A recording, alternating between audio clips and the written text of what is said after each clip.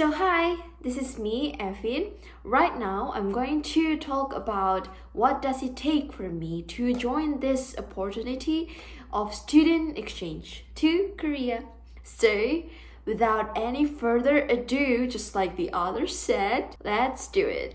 So before starting everything out, I'm going to tell you like the behind story throughout this process of the selection.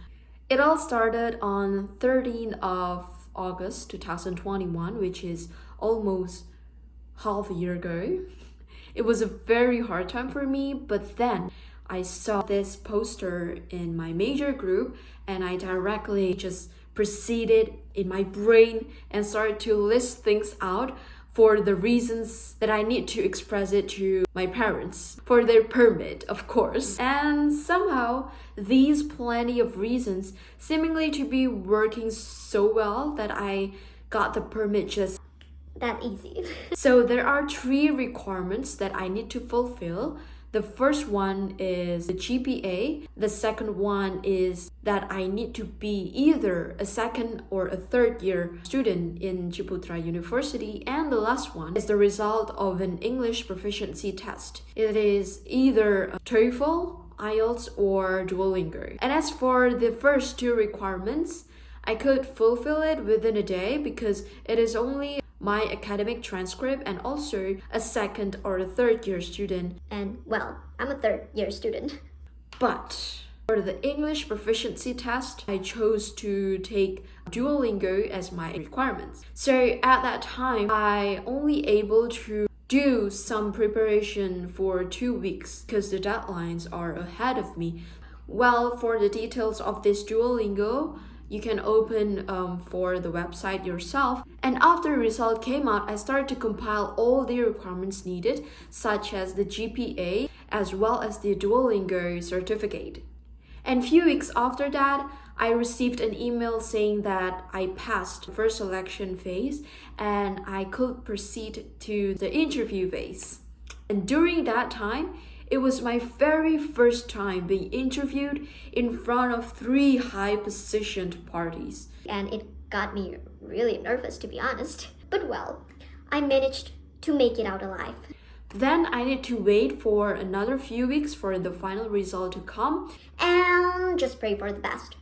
And by the time they told me that I passed the interview phase, and I got chosen for this opportunity, I was so happy back then. And I started crying. Because this was one of my dreams since early high school. So I was just thinking that it all paid up for this moment. Well, since then, everything seems to be like a come and a go situation because once you finish this one application, there will always be another one. But it is all that we have to face. It is all that you have to face. Keep this in your mind. What is meant to be yours will always be yours. So, I'm going to tell you what is it about, who held this event, and stuff like that. And to make it easy for you to understand what I'm saying, what I'm trying to say, I'm going to deliver it 5W1H.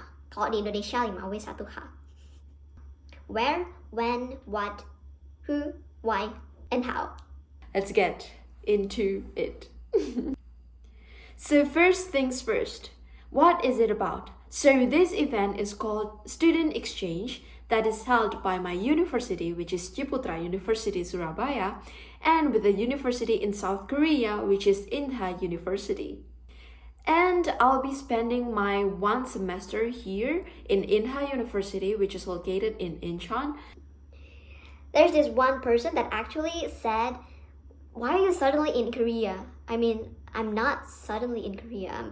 I'm telling you guys that mendadak, so I'm sorry. Well, the reason why I joined this opportunity is because I see it as a once in a lifetime because I have to be either the second year or third year students. So if I don't join any, then I will lose. I will lose the opportunity. The one who actually held it is by the Department of Networking and Partnership of Ciputra University. They got 3 branches, which is the branches of partnerships, career, and also international office. And within this international office, there is a subclass of international community. And inside that, it is where student exchange exists. And the how, the last one. So some of my friends actually asked me like, how do I know about this program? Because they didn't manage to acknowledge about this program. But in my case, there is this poster and it is sent through my major group, and so I didn't have to surf here and there to find the information about this program. But actually, it is not that hard for you to know the information for this student exchange program. Because, well, the UZNNP, they have their own Instagram page and also their line official chat, like an open chat, and as well as their own website. So with all these platforms, it contains the information of the past events that they were holding and the upcoming events that they're about to do. And after the news got spread out, I started to read all of the requirements needed.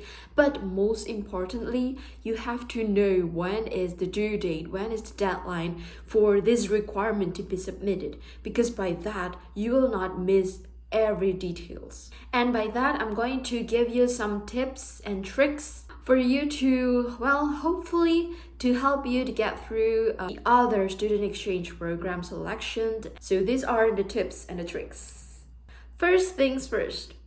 Amongst all of the requirements, search for the easiest one for you to complete.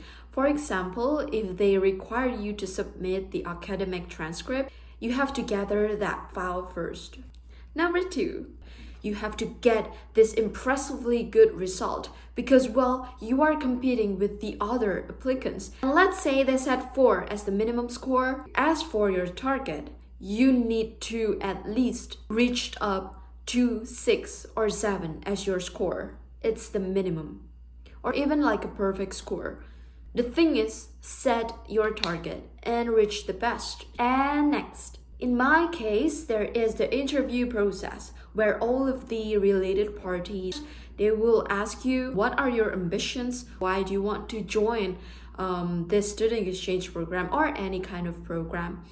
And you have to come out with compact statements that are informative, that are impressively good, that are somehow makes you look smart.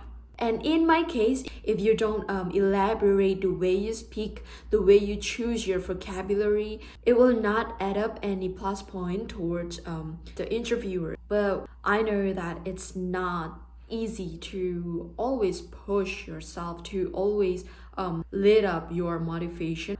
But I hope these words will help you to get through it. Number 1. When there is an opportunity, you just need to take it. Because, well, there will always be people that talk things about yourself. And there will always be those people who cares about you. But by the end of the day, you only got yourself. By the end of the day, you're the one fighting the battle. So, you either will learn from it or win the battle. Number 2. See how far you've come instead of seeing how big of an obstacle that you're about to face. I hope you like it, and I'm sorry if sometimes I just got to blabber here and there and not getting the point, but I'm trying to be better and better every single day. So yeah, see you on the next, I don't know what will be the next video, but see you on the next video.